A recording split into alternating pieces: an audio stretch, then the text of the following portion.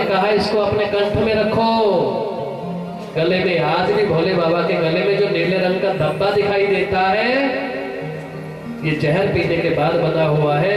भोले बाबा सीधे कैलाश पर्वत पर चले गए। भोले बाबा तब से नीलकंठ कहलाए। बोलिए नीलकंठ भगवान की।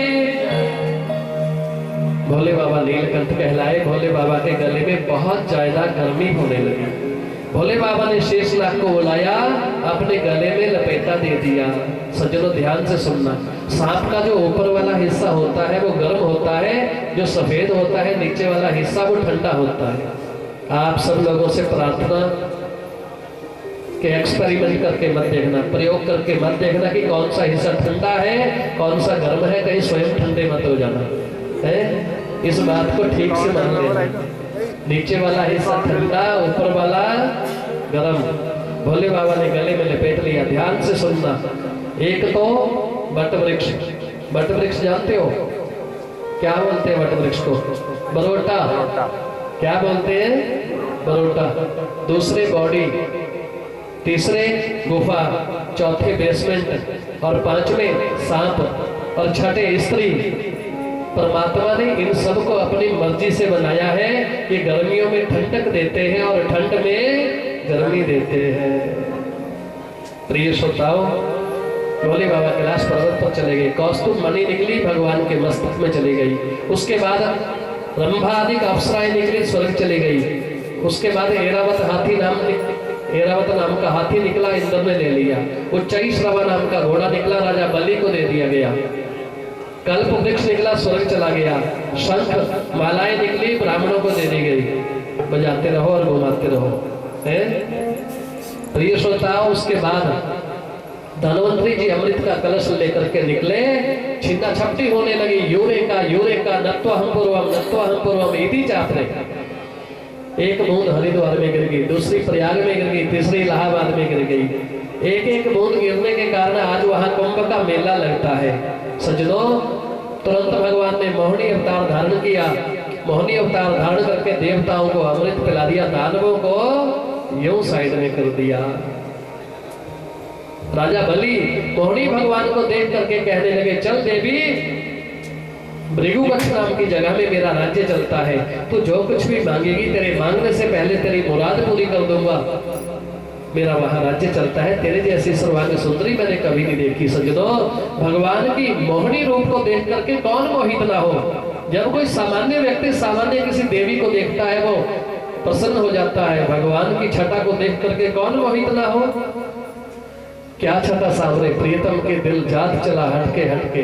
मुख चंद्र छटा पे बलिहारी सब चंद्र फिरे भटके भटके। वन माला की सुंदर लटकन पर ऋतु राज फिरे लटके लटके। कृष्णानंद प्याला छल का दो हम पिया करें गटके गटके। चरणा दी ठंडी छावे देना निवास मैनू। तिंदा लोकां दे बाली मुरली धर प्रणाम तन्नू। क्या छटा बाल के बिहारी जी की देखी। सजनों, भगवान ने कहा मैं तेरे घर जरूर आऊंगी, तू मुझे पहचान नहीं पाएगा, तो मुझे पहचान नहीं पाएगा। मैं जरूर आऊंगी। मैं भिलनी के घर में भी जाती हूँ, मैं विदुर के घर में भी जाती हूँ, मैं सब के घर में जाती हूँ, मैं धन्ना के घर में भी जाती हूँ, मैं सदना कसाई के घर में भी जाती हूँ, पर लोग मुझे पहचान नहीं पाते। प्रिय श्रोताओं, भगवान ने तथास्तु बोल करके निकल गए। देवताओं ने दानवों पर चढ़ाई की। सारे के सारे गाजर बोलने की तरह करने लगे। राक्षसों के गुरु बृहस्पति जी भोले बाबा के पेट में जाकर के बैठ गए। वो दम लगा रहे थे, धुएं से अंदर चले गए। 6 महीने बाद सारी की सारी विद्याओं को सीख करके आए और मृत्युंजयी मंत्र सीखा। मरे हुए अपने शिष्यों को जिंदा कर दिया। वही गुरु गुरु कहलाने का हकदार होता है जो अपने शिष्यों की 24 घंटे रक्षा करे, आई हुई मौत को टाल दे। गुरु न सस्यात् स्वजनो न सस्यात्, माता न सस्यात्, जननी न सस्यात्, न पिता से सस्यात्, नमो च एत्या समुपेत मृत्यु। जब कोई अच्छे संत कथा सुनने बैठते हैं तो मुझे श्लोक बहुत याद आते हैं। इसलिए आते हैं कि इनको वेदवाणी बहुत अच्छी लगती है। अगर एक भी श्रोता अच्छा ढंग का बैठा हुआ हो तो जी करता है खिलारा पूरा डाल दे, खिलारा पूरा डाल दे। ये सारे का सारा भागवत मुझे कंठस्थ है, कुछ देखने की जरूरत नहीं पड़ती। खूब मेहनत की है। अब पीछे आगे वाले से पूछना नहीं पड़ता, जो आता लिख दो भैया। है मेहनत करके किसी काम को व्यक्ति करता है तो अच्छा लगता है, नहीं तो कोई फायदा नहीं है। प्रिय श्रोताओं, वापिस आए देवताओं ने अपना राज्य चारों तरफ फैला दिया और पुनः भृगु जी ने सबको जीवन दान दिया और पुनः देवता सारे के सारे हार की कगार पर पहुंच गए। देखो, दोनों के पिताजी एक है, माताएं दो है। पिता का नाम कश्यप है और एक माता का नाम दीति, जिससे राक्षस पैदा होते हैं और अदिति से देवता पैदा होते हैं पूरे भूमंडल पर। इसी तरह से माता अदिति रोती बिलखती हुई कश्यप ऋषि के पास गई। कश्यप ऋषि ने कहा, जाओ देवी, ओम नमो भगवते वासुदेवाय का चिंतन करो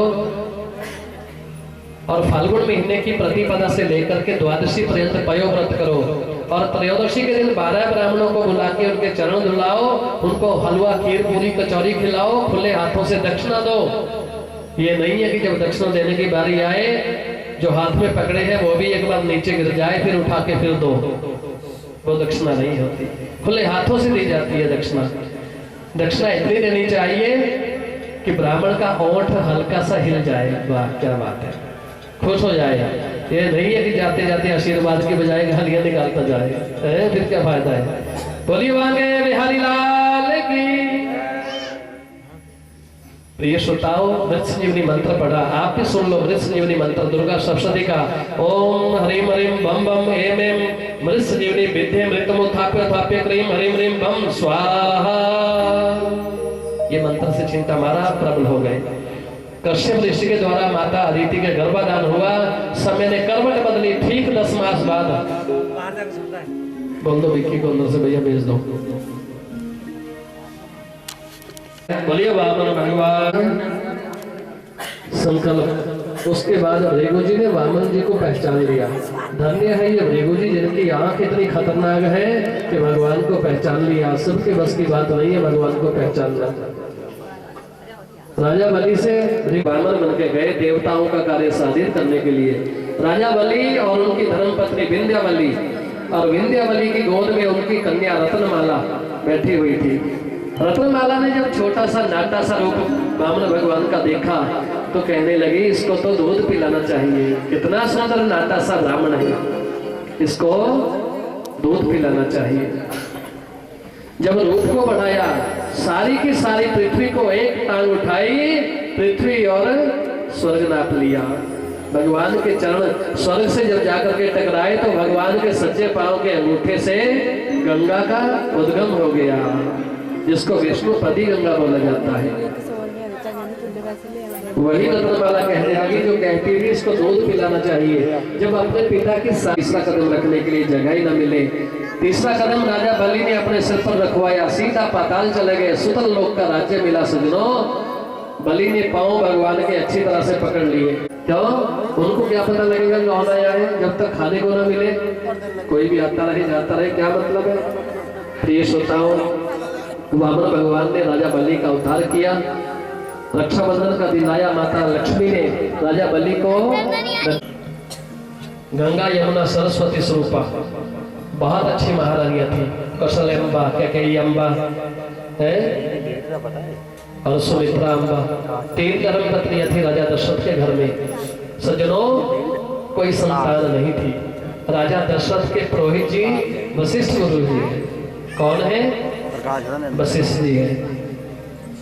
प्रेम से बोलो राधे राधे, जोर से बोलो राधे राधे। इधर से आती है आवाज, आगे से नहीं आती है। इस जीवा को हल्का हल्का मोड़ना शुरू कर दो। राजा दशरथ के घर में प्रभु श्री राम जी का जन्म क्यों हुआ?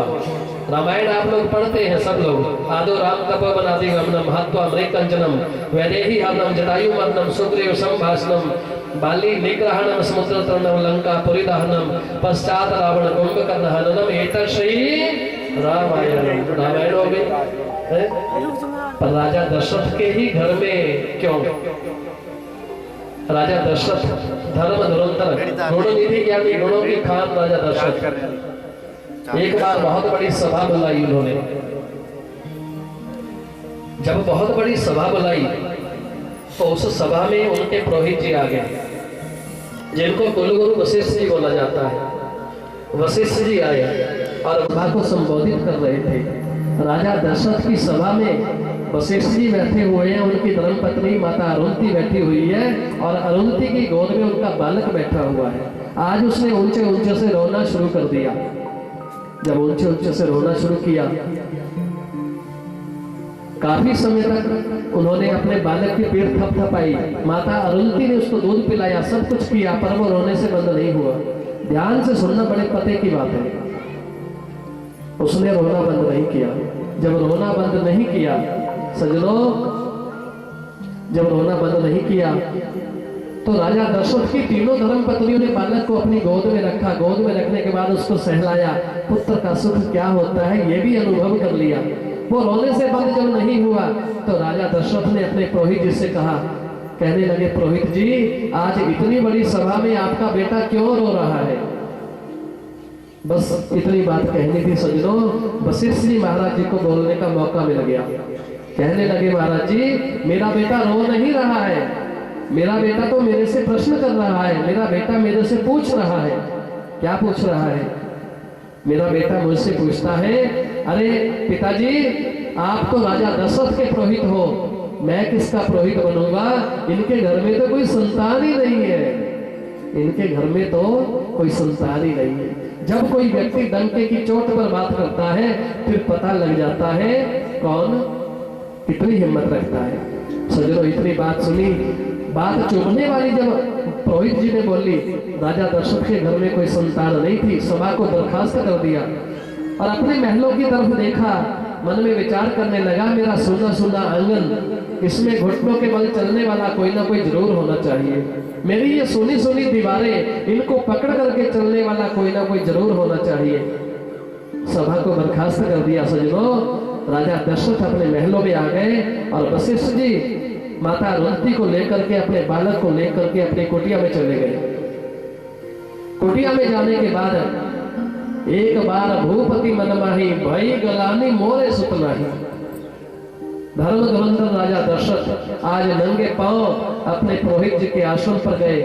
पुरोहित जी आप तो त्रिकाल ऋषि हो बाबा, जब आप जैसे मेरे पुरोहित हो तो मेरे घर में संतान ना हो ये कहाँ की औचित्यता है? सजनों जिस घर में संतान ना हो पुरोहित जी को चिंता होती है, मेरा ये घर बस खत्म हो गया, इससे बात नहीं चलेगा। सजनों पुरोहित जी को अपने यजमान बहुत प्यारे होते हैं, बहुत प्यारे होते हैं। पुरोहित को पुरोहित बन के रहना चाहिए, दूसरे का कल्याण सोचना चाहिए, वही पुरोहित है। ये नहीं है कि पुरोहित राक्षस बन गया आजकल है। हमेशा सम रहना चाहिए। वशिष्ठ जी महाराज जी को पता लगा आज राजा साहब मेरे दरबार पर आए हैं। उन्होंने उनको लिया साथ में, ऋषि श्रृंगी जी के आश्रम पर गए। ऋषि श्रृंगी के आश्रम पर जाने के बाद उन्होंने कहा चलो पुत्रष्टि यज्ञ करवाते हैं। पुत्रष्टि यज्ञ करवाया। पुत्रष्टि यज्ञ कराने के बाद हवन से खीर बची, वो तीनों महारानियों को दे दी। एक के पास कुछ ज्यादा थी, कौशल्या अम्बा ने तोड़ करके दूसरे वाली को दे दी। समय ने करवट बदली सजनों। आज ठीक एक वर्ष बाद राजा दशरथ के घर में प्रभु श्री राम जी का प्रागट्य हो गया। लखन लाल जी आ गए, भरत जी आ गए, शत्रुघ्न जी आ गए। एक नहीं आज चार पुत्र पैदा हो गए। वशिष्ठ जी महाराज आए, उन्होंने नामकरण संस्कार किया।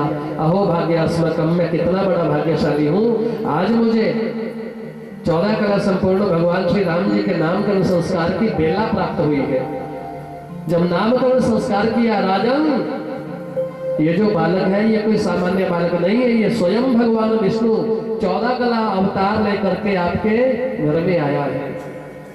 राजा दशरथ अपने पुरोहित जी से कहने लगा, पुरोहित जी मैंने ऐसा कौन सा दान पुण्य का काम किया जिस वजह से भगवान को मेरे घर में जन्म लेना पड़ा? राजा दशरथ को वशिष्ठ जी महाराज कहने लगे, महाराज जी आपने ऐसा कोई अच्छा कर्म नहीं किया। आपके दादाजी राजा रघु इतने बड़े दानी थे, इतने बड़े दयालु थे, उन्होंने दान पुण्य के माध्यम से भगवान विष्णु जी को भी ऋणी बना लिया था। राजा दशरथ ने हाथ जोड़े। पुत्रष्टि यज्ञ करवाने के बाद 4 कुंठ का राज्य उन्होंने चारों ब्राह्मणों को दे दिया था। उसके बाद भी उन्होंने हाथ जोड़े और कहा, मैं अपने दादाजी की कथा सुनना चाहता हूँ, मैं अपने दादाजी की कथा सुनना चाहता हूँ। उन्होंने ऐसा कौन सा दान पुण्य का काम किया जिस वजह से उन्होंने भगवान को भी बंदी बना लिया, भगवान को भी ऋणी बना लिया। आज वशिष्ठ जी महाराज राजा दशरथ को कथा सुनाने लगे। सुनो राजन, आपके दादाजी राजा रघु के आज हुए, आज के दशरथ हुए, और दशरथ के प्रभु श्री राम आदि 4 बालक हुए। एक बेटी हुई जिसका नाम शांता रखा गया था, जिसका नाम शांता रखा गया था। ये सब लोग नहीं सुनाते, सब नहीं बताते। प्रिय श्रोताओं, सुखदेव भगवान कथा में वर्णन करते हैं। राजन वशिष्ठ जी महाराज राजा दशरथ को सुनाने लगे, सुनो राजन, आपके पिताजी ने माघ के महीने में हमारे पिताजी को, अपने पुरोहित जी को बोला, पुरोहित जी